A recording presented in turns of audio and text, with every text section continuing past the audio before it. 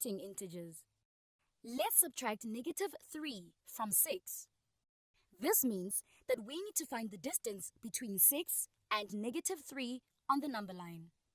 Observe that the integer -3 is 3 units before 0, and integer 6 is 6 units after 0.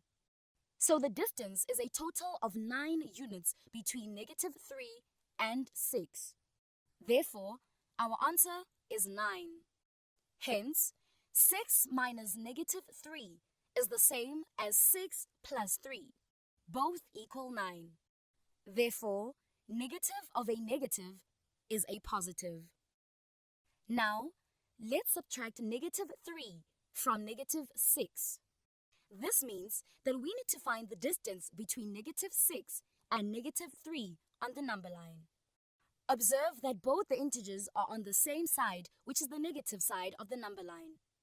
So the distance between the two numbers is 3 units. Therefore, our answer is -3. Another way to solve this is to convert this into an addition question. We move 3 units to the right on the number line since we are adding a positive integer 3. We still get -3. Need more help? Subscribe to our channel.